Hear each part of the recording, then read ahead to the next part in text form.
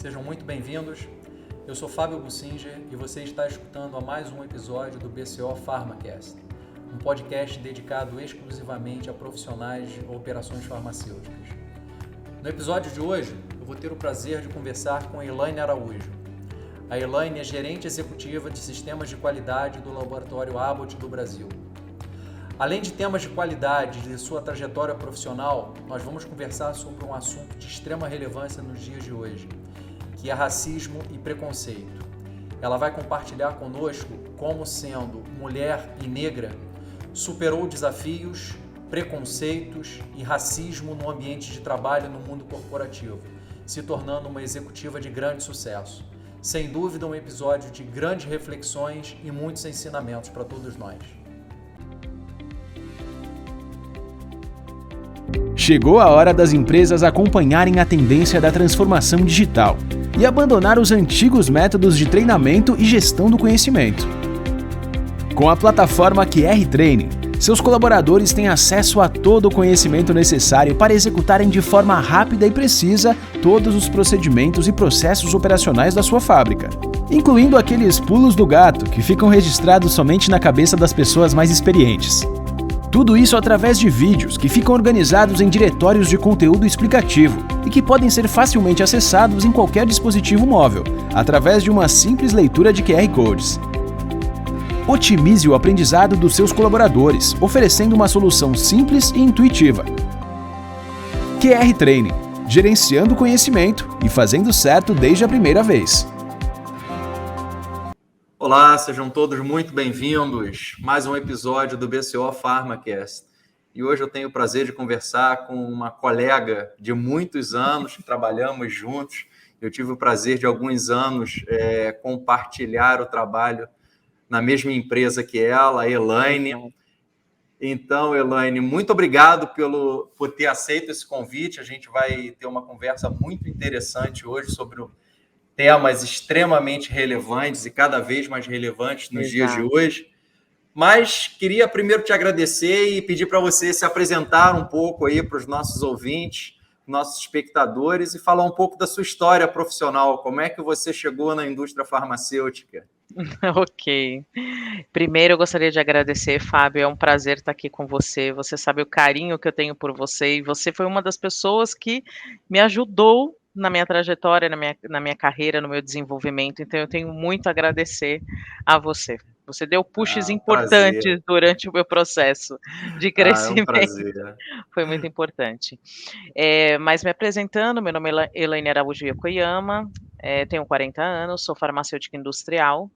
Entrei na carreira farmacêutica muito nova, no meu segundo ano de faculdade, mas a minha história com a farmácia começa um pouquinho antes.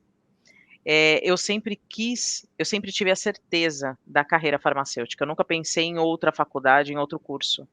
E eu queria, desde o meu colégio, da época de colégio, fazer um técnico em farmácia. Exatamente. Só que na época... E o que estimulava nisso na época? Só de curiosidade, iniciando essa pergunta aí. Então, na realidade, Fábio, eu sempre tive muito certo para mim que eu queria ser farmacêutica. Não teve um gatilho que me despertou a farmácia. Depois de muitos anos, eu descobri que o meu avô, por parte de pai, que eu não cheguei a conhecer, ele era farmacêutico em Lins, ele foi muito bem sucedido, era aquele farmacêutico que, de receber na farmácia, de fazer anamnese, de fazer acompanhamento com o paciente, mas então, já tem um histórico familiar aí no subliminar. Exatamente, mas essa história eu só fiquei sabendo muitos anos depois. Então, eu queria fazer o técnico em farmácia, não consegui fazer, porque eu teria que primeiro terminar o colegial para depois iniciar o técnico, e aí para mim não fazia muito sentido, eu ia perder anos da faculdade aí, então eu fui para um técnico em patologia clínica, Fábio. Falei, vou para a área de análises clínicas, vou me aventurar por aqui e vou avaliar se eu gosto da área. Foi um período de muito desenvolvimento, muito importante, mas eu tive a certeza, quando eu entrei na faculdade de farmácia, que eu queria indústria e não queria bioquímica. Então, já entrei na farmácia direcionada, no curso direcionada. O mosquitinho morde a gente muito cedo.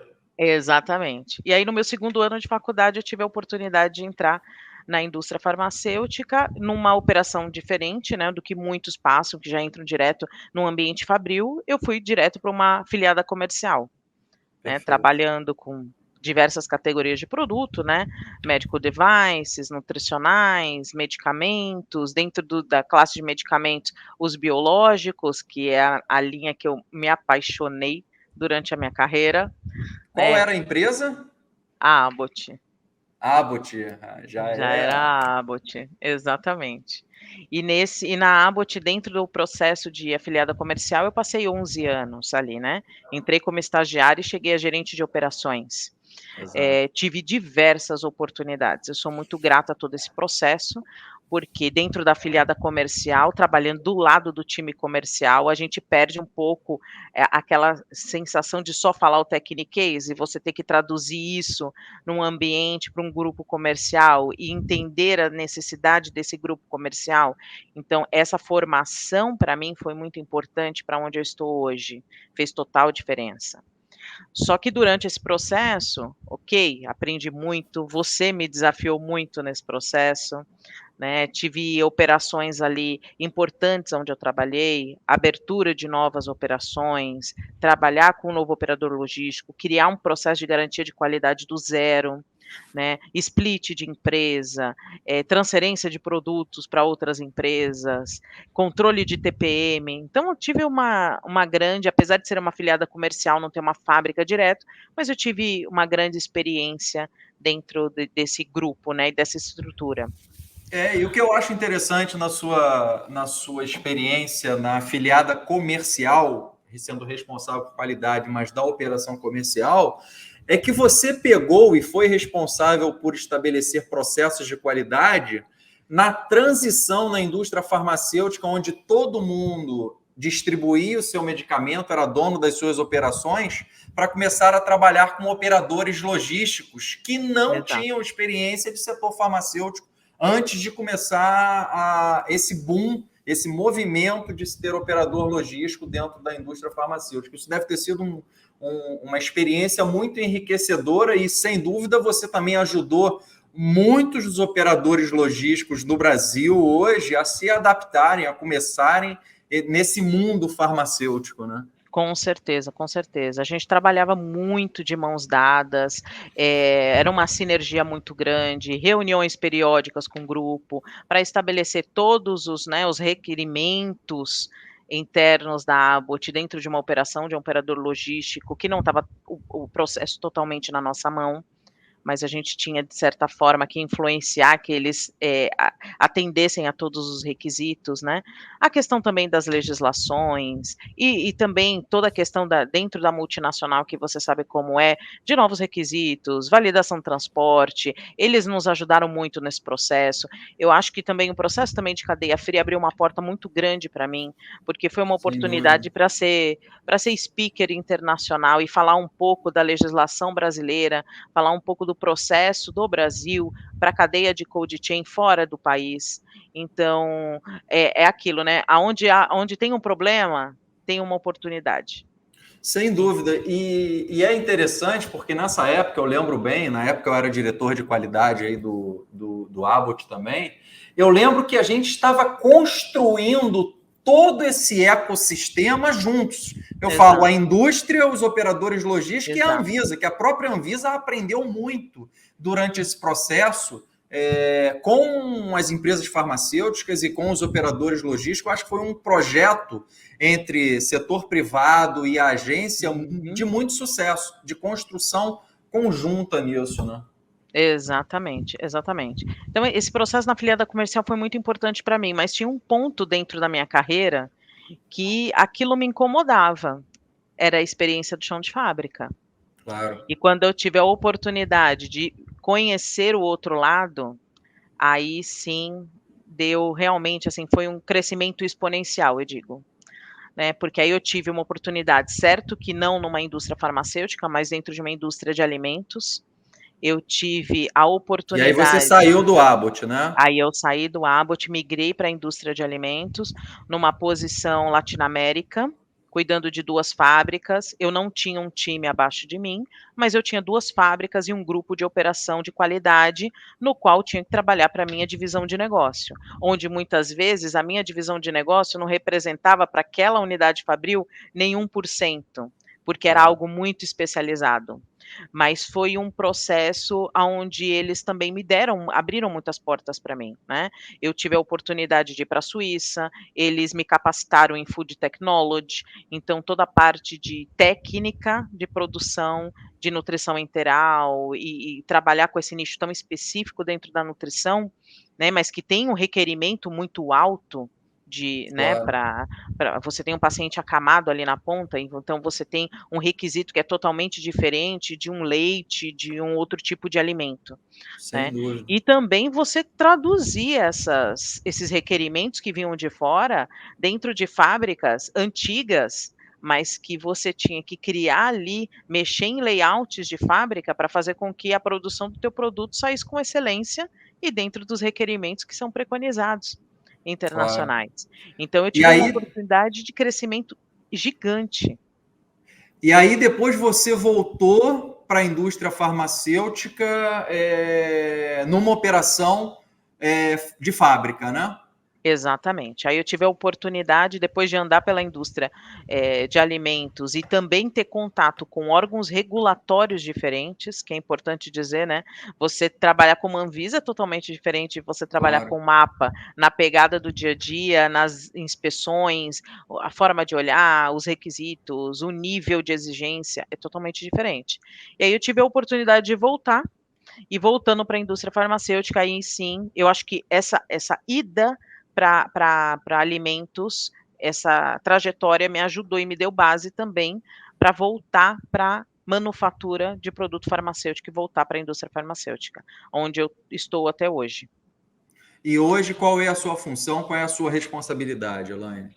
A minha responsabilidade, voltei para a Abbott, né, estou na estrutura agora do Rio de Janeiro, da fábrica do Rio de Janeiro, como gerente de sistemas da qualidade. Perfeito.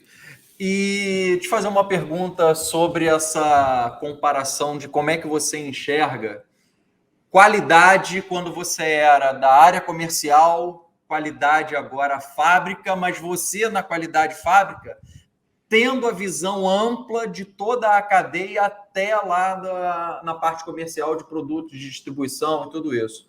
Como é que você enxerga hoje, na sua visão, o papel da qualidade dentro do setor, mas de uma forma ampla? O que mais te chama a atenção e para onde que você acha que a qualidade mais evoluiu nos últimos anos? A qualidade ela está em tudo, né. Quando a gente trabalha dentro da indústria, dentro do processo de manufatura mesmo, nós temos que estar junto com a operação.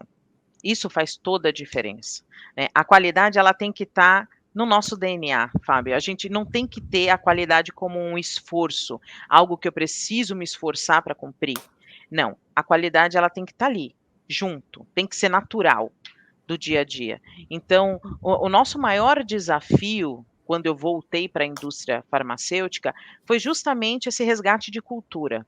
Trabalhar fortemente esse resgate de cultura. A qualidade não está ali para ser polícia, mas a qualidade está ali, sim, para gerar sinergia, a qualidade está ali, sim, para barrar o que tem que barrar, né, para fazer uma avaliação de risco bem feita com as demais áreas, ponderar o que tem que ser ponderado, mas não ter aquela visão no passado aonde a qualidade entrou na fábrica, ninguém fala, ninguém abre Não, nenhuma situação, ninguém compartilha. Não, não. a qualidade não é isso. E as pessoas precisam entender e deixar muito claro, principalmente chão de fábrica, que todas as pessoas ali, em qualquer movimento que elas fazem, elas estão ali respirando e expirando qualidade.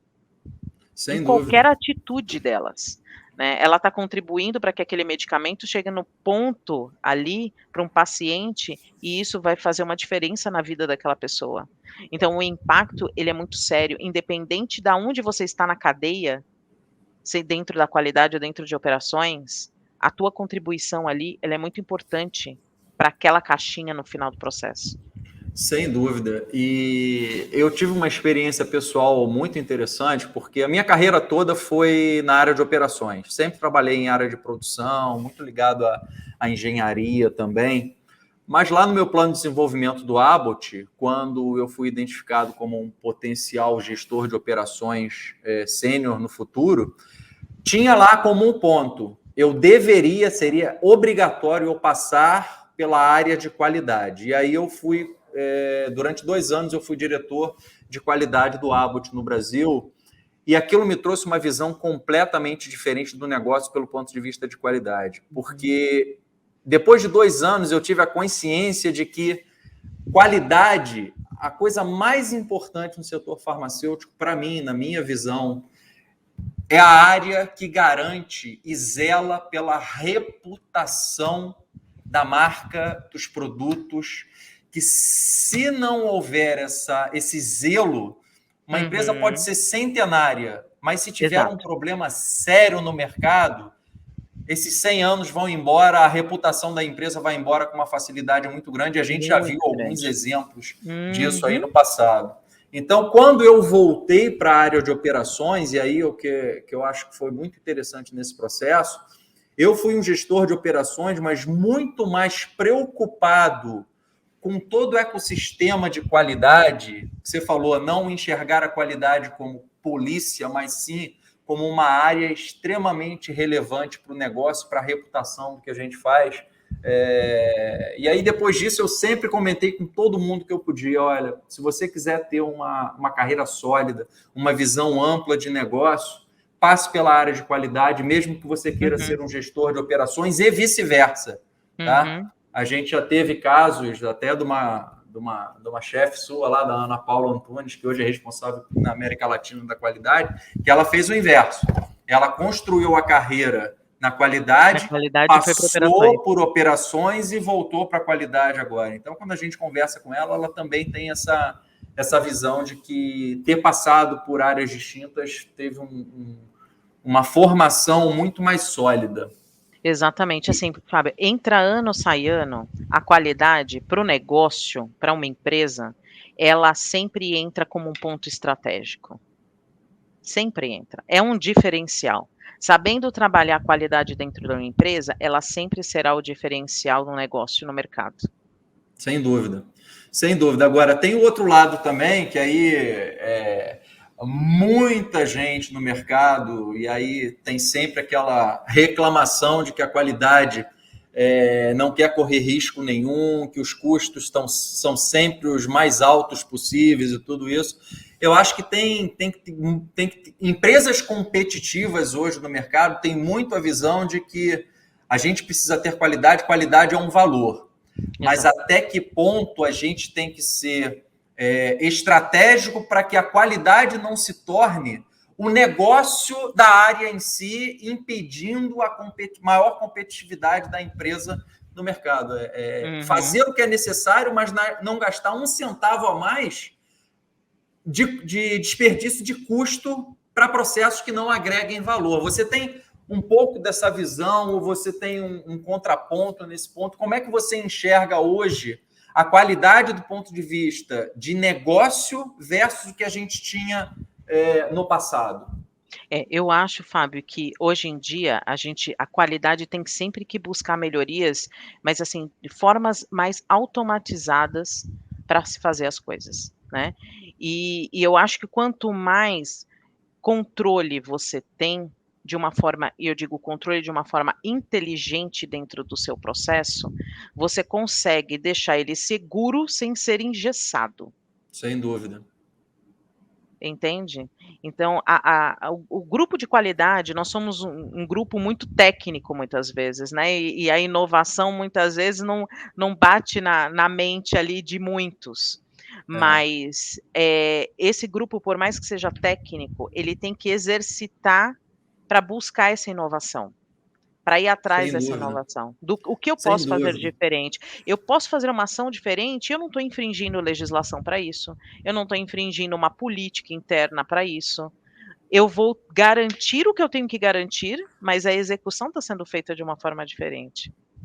É interessante você falar isso, quando a gente linka esse teu comentário com a questão de todo mundo fala hoje, pô, a gente tem que ser inovador, inovação é algo primordial nos negócios. E eu observo muito que... E aí não é só da qualidade, tá? Porque hoje eu lido com inúmeras pessoas do mercado, das diversas áreas, e sou CEO de uma startup de tecnologia. Exato. Então, eu discuto muito sobre tecnologia. E o que eu mais enxergo é o seguinte, a minha percepção, historicamente, a indústria farmacêutica ela é muito conservadora.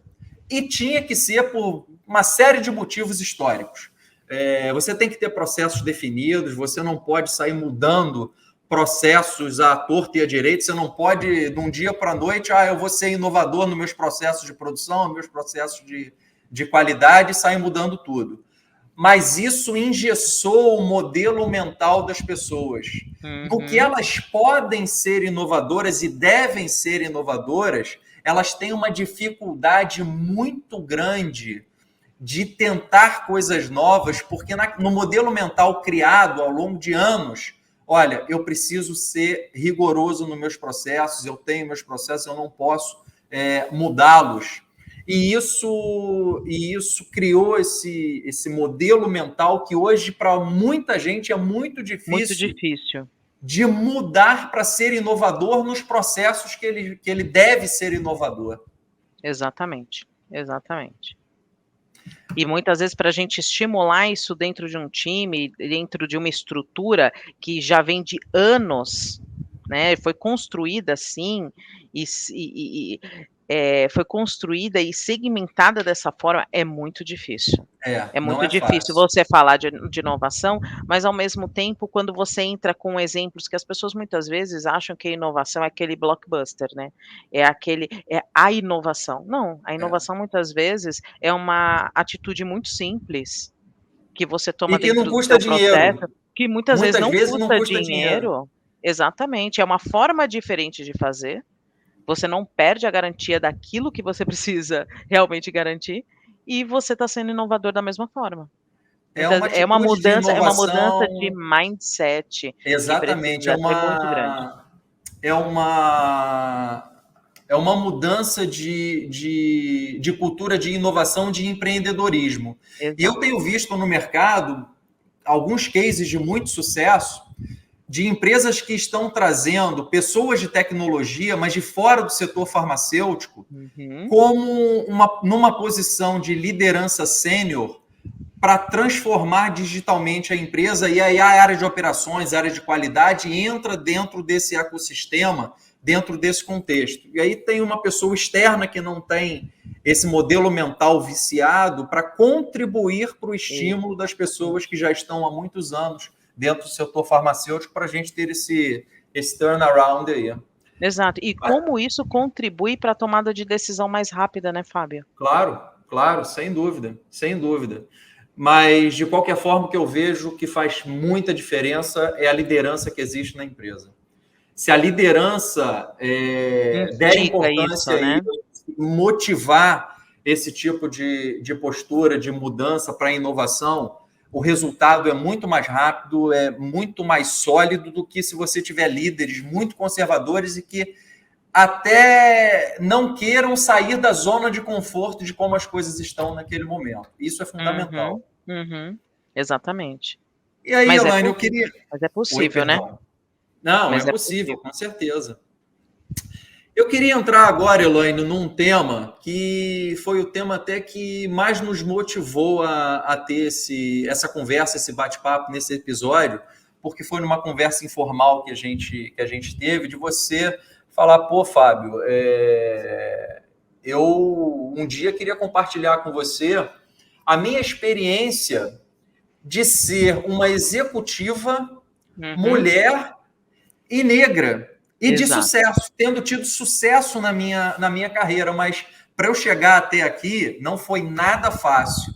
E aí isso veio na minha cabeça, eu falei, caramba, deve ser uma história muito rica, que deve ajudar a muita gente que vai nos escutar sobre esse tema, que é um tema hoje que está sendo extremamente debatido no mundo inteiro e principalmente no mundo corporativo.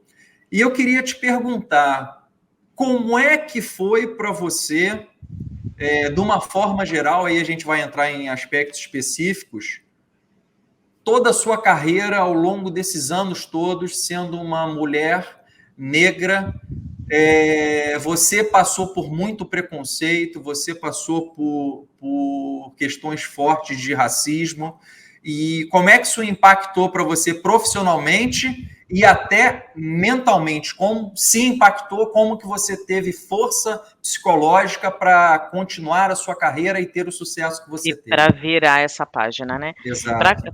Para chegar nesse final, eu preciso primeiro contextualizar um pouco como eu comecei a lidar com essa situação racial, né? Isso vem do meu período escolar até, Fábio. Claro. Eu comecei a sofrer racismo direto, né? Em algumas vezes era racismo velado e outras totalmente direto, quando eu estava no colégio. Então, de professores, de pessoas que trabalhavam dentro da, né, funcionários da própria escola, e eu comecei desde muito nova a me questionar o porquê isso e o porquê dessa separação, o porquê dessa discriminação. Então, desde muito pequena, eu comecei a entender que eu tinha que ter muito claro para mim quem eu era. Quem é a Elaine? Perfeito. A Elaine é a pessoa que as pessoas definem, que elas querem rotular, ou a Elaine é quem eu sou realmente, na minha essência. Então, desde muito nova, eu tive que ter esse insight muito rápido para entender quem eu sou. E a partir daí, eu sofri racismo dentro de estrutura, né, dentro de uma empresa específica, né? E muito claramente, e tanto pelo fato, quando o evento aconteceu, eu era a única mulher, todos os demais gestores homens, então ali eu sofri um preconceito duplo. O fato de ser mulher no meio dos Mulher e homens e o negra. fato de ser negra e julgar a minha capacidade no meio daquela situação. Então, Perfeito. como desde muito nova eu já entendi quem eu sou e não são as pessoas que não me conhecem que vão determinar ou me rotular, então eu sempre me posicionei em relação a isso. Então, quando esse fato aconteceu, claramente, eu fui atrás e eu me posicionei e eu disse: não vai se repetir isso, ok? Claro. E eu procurei dentro da empresa as estruturas cabíveis ali, desde RH, a gerência da pessoa no qual disse o que disse, e eu me posicionei em relação a isso e eu disse: eu não permito que eu, sendo uma gerente corporativa dentro dessa empresa, eu sofra o tipo de preconceito que eu sofri. Claro. É claro que dentro do contexto onde eu estava, né, entendendo a questão da cultura que envolvia o lugar, entendendo uma série de coisas, eu sei que muitas vezes aquela pessoa tomou aquela atitude porque ela vive naquele mundo onde ela foi criada daquela forma, com aquela cultura, não que isso justifique, mas Claro. muitas vezes ela age como ela age pelo contexto Explica, onde mas ela. não justifica. Exatamente, explica, mas não justifica. Então, a partir do momento que eu me posicionei e que eu pedi um posicionamento da empresa também em relação a isso, todas as medidas foram tomadas internamente, desde a conversa com esse colaborador, ele veio até mim e me pediu desculpas pelo que ocorreu, pela exposição que foi feita. Tudo isso foi tratado e foi resolvido. Mas sempre que uma situação como essa acontece, a gente tem que se posicionar. A gente Sem não pode dúvida. ficar calado e a gente não pode entender que o negro dentro da sociedade ele tem que trabalhar ou ele tem que ter as migalhas. Não, o negro não precisa passar por isso, entende? O negro ele tem que escolher sim aonde ele quer trabalhar, ele Sem tem que se dúvida. posicionar sim, ele tem que entender quem é ele dentro da sociedade e ter muito claro dentro de si esse trabalho mental para fazer com que isso não afete.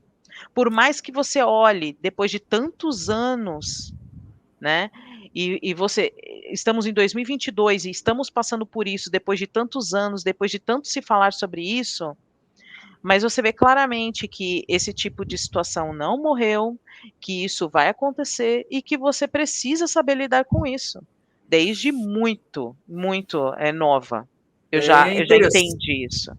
E é interessante isso que você está falando, primeiro, sobre alguns aspectos. O primeiro que me chama a atenção é do seu equilíbrio e da sua maturidade desde muito jovem, de ter o entendimento dessa situação e ter a força mental de tentar entender por que eu estou sendo tratada de forma diferente, e isso você buscar força psicológica para não te abalar nas suas decisões. E você sempre foi uma pessoa, sempre demonstrou ser uma pessoa muito madura, muito consciente das suas tomadas de decisão. Mas isso não é muito o padrão, e muitas pessoas não teriam esse equilíbrio que você teve. Então, esse seu depoimento, eu acho que pode ajudar muitos negros que vão estar nos escutando agora, que estão iniciando a sua carreira, de que, olha, você tem que ter essa consciência do seu valor, e você não pode deixar ninguém, qualquer pessoa, te desmerecer profissionalmente ou pessoalmente em qualquer situação por ser negro. Você deve se posicionar. Você tem que se posicionar, e você não pode perder aquele brio e a tua ambição de querer chegar aonde você quer chegar. Porque é lógico que situações como essa vão acontecer. Não foi a primeira, não foi a segunda e não vai ser a última. E não é isso que vai me barrar para chegar profissionalmente aonde eu quero chegar. Muito pelo contrário, tudo isso me fortaleceu nesse processo, né? Tenho casca aqui hoje por ter passado por muitas situações na qual eu passei, e no meu planejamento de carreira, Fábio, eu posso dizer hoje muito claro, porque eu sei muito bem onde eu quero chegar. Eu quero chegar a cargos muito altos, e eu sei que eu vou ouvir ainda nesse caminho muita coisa por ser mulher e por querer chegar onde eu quero chegar. E eu tenho que estar muito preparada para isso. Sem dúvida, sem dúvida. E pelo que você contou sobre um caso específico, me pareceu. Você, via de regra, vê que isso é um comportamento hoje que existe dentro de todas as empresas da qual você tem contato, que você já trabalhou, ou foi algo muito pontual e você, pelo contrário, olha, via de regra, hoje em dia eu não tenho problema algum em relação a racismo dentro da empresa onde eu trabalho, com os colegas que eu tenho, seja dentro da empresa ou com contato de pessoas fora da empresa. Como é que você vê o contexto geral do mundo corporativo? Eu posso te dizer que não são todas as empresas, isso vai muito da cultura da empresa, de como isso é pregado, né? Por exemplo, dentro da empresa que eu estou hoje, eu faço parte do grupo de negros da empresa, né? Existe um grupo onde a gente discute essas questões abertamente, inclusive hoje teve um fórum a respeito disso, e eu faço parte desse grupo e faço questão de fazer parte, porque é um processo que nós temos que falar sobre dentro da organização. Então, por exemplo, dentro da Abbott eu nunca sofri isso, né? Porque a própria cultura da empresa, ela não fomenta esse tipo de coisa, né? Muito pelo contrário, a diversidade ali, ela é discutida, ela é trabalhada, então não posso generalizar que em todas as empresas a gente vai passar por uma situação como essa. Mas caso passe, você tem que estar preparado para isso. Eu acho que, assim, dentro da minha experiência, eu já passei por algumas organizações que foi muito mais o fato de eu ser mulher e estar ali, naquele cargo executivo, muitas vezes, do que eu ser negra. Em outras situações, o fato de eu ser negra falou muito mais do que eu ser mulher e estar num cargo executivo, entende? Esse assunto é um assunto extremamente rico e de se debater. Eu acho que tudo é muito novo também. A gente tem debatido racismo de forma séria dentro do ambiente corporativo não tem muitos anos também.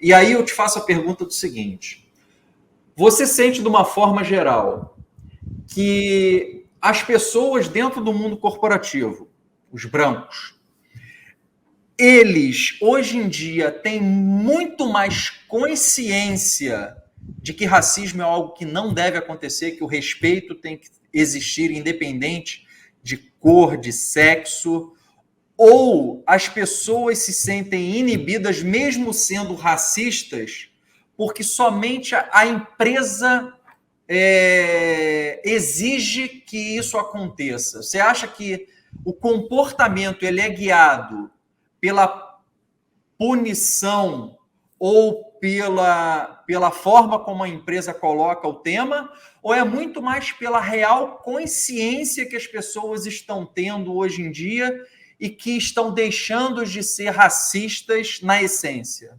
Então, eu acho que uma parte é por conta da consciência, e a outra parte, eu percebo isso muito durante conversas. Muitas vezes, durante uma conversa, a pessoa quer se expressar sobre uma pessoa negra, na hora que ela vai se referir àquela pessoa, ela trava, e ela não sabe a palavra correta para falar. É preto? É negro? Entendeu? Aquela pessoa de cor, ela se sente desconfortável em como se referir a uma determinada pessoa. Então, algumas pessoas têm total consciência e agem com total naturalidade, aquilo para ela não é um ponto, você percebe claramente que ela não é preconceituosa em relação a isso, e tem determinadas pessoas ainda que estão num processo evolutivo, Fábio. Acho que tudo isso é um processo evolutivo.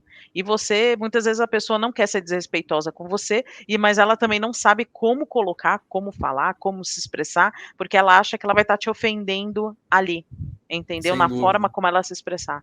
Então tem um pouco de tudo. Não, é interessante. E aí, sobre esse aspecto, quando você fala que as pessoas muitas das vezes não sabem como se comportar, como se colocar, aí eu acho que entra o trabalho fundamental, principalmente da área de RH, das companhias, de trazer esse debate para que todo mundo saiba a melhor forma de se relacionar com o tema, sendo extremamente respeitoso com os colegas e que saia com naturalidade, né? Que saia com naturalidade, porque essas pessoas, eu penso o seguinte: quem tem essa consciência efetivamente não vai ser racista de forma consciente, ele pode até não saber como se expressar, mas na essência ele já pulou essa fase de não ser mais racista. Então, eu acho que o RH pode ajudar muito de como você deve se comportar não sendo racista para se transformar e transformar isso num processo natural de relação com seus colegas. Agora, quem é racista ainda não mudou a sua essência, eu acho que o RH pode fazer o trabalho que for, porque ele só vai fazer por obrigação, por não ficar mal na fita dentro da companhia. Aí é um trabalho muito mais sério de sociedade. Eu penso o seguinte: infelizmente, enquanto no Brasil a gente ainda tiver que debater, como a gente está fazendo aqui, essa questão de racismo, se existe, se não existe, enquanto a gente tiver que discutir cotas, enquanto a gente tiver que debater sobre o racismo, é porque o racismo existe. Eu acho que isso só vai acabar, só não vai existir racismo quando não for mais necessário a gente conversar sobre isso, quando a gente não precisar ter mais cotas, porque todo mundo vai ter as mesmas oportunidades na sociedade, e isso deixa de existir como um tema na sociedade. Mas eu acho que a gente ainda está bem distante disso. Mas eu acho que a gente está evoluindo rapidamente, né? Exato. Eu vou colocar aqui um exemplo muito pessoal, mas que é o que eu passo hoje. E eu analiso muitas vezes as pessoas e a reação delas, e às vezes eu me questiono sobre alguns pontos. Você sabe, eu tenho uma filha de 7 meses, minha filha é branca. E quando eu saio com a minha filha, Fábio, tem pessoas que olham para minha filha, olham para mim, olham para minha filha, olham para mim, e quando elas não se aguentam, elas externalizam. É a cara do pai, né? Você vê que não precisou falar nada, mas demonstrou o racismo. Exatamente. Não precisou falar nada. Exato, por isso que eu falo que, assim, dentro ou fora da corporação, a gente vai passar por isso e a gente tem que saber lidar com isso. Porque se cada pessoa que vira para mim olha e fala, né, e você vê claramente que ela a conotação dela, o olhar dela, a expressão não verbal dela, tá reparando na diferença do tom de pele da minha Claro, filha comigo. Então, claro. a gente precisa ter muita maturidade. E a gente precisa entender muito quem a gente é e trabalhar isso muito dentro da gente, para não fazer com que isso afete. Porque é muito fácil, se a gente não tiver uma estrutura emocional grande, é muito fácil se deixar bater por isso. Sem dúvida, sem dúvida. E mais uma vez, eu acho que essa conversa vai ajudar muita gente que vai estar nos escutando para ajudá-la nesse sentido de fortalecer mentalmente, psicologicamente, para tratar desse tema. Agora, pela sua experiência, o que você recomendaria enquanto pessoa atingida por isso? O que você recomendaria das corporações? O que elas precisam estar atentas para transformar esse ambiente num ambiente muito mais saudável e ter toda essa consciência que a gente conversou sobre a questão internamente sobre a questão do racismo, isso deixar de ser um issue dentro da organização? O que você recomendaria às corporações? A gente tem que falar sobre, e a gente tem que envolver as pessoas nesse tema. A gente precisa ter um canal aberto e, assim, falar sem, sabe, abrir mesmo, sem pudor, colocar os seus pensamentos. Eu não sei como lidar diante de alguma situação. A gente direcionar isso, como a gente estava dizendo, precisa ser falado, precisa ser conversado. Não pode pegar esse assunto e colocar por debaixo do tapete, porque isso não vai resolver. Claro. Então, quanto mais a corporação ela instiga os colaboradores, tem um fórum para falar sobre isso, né? E as pessoas entram, trocam ideias, entendem um pouco do histórico disso, né? O porquê que o racismo existe, o porquê que o racismo estrutural existe, o porquê que todo esse histórico vem lá de trás.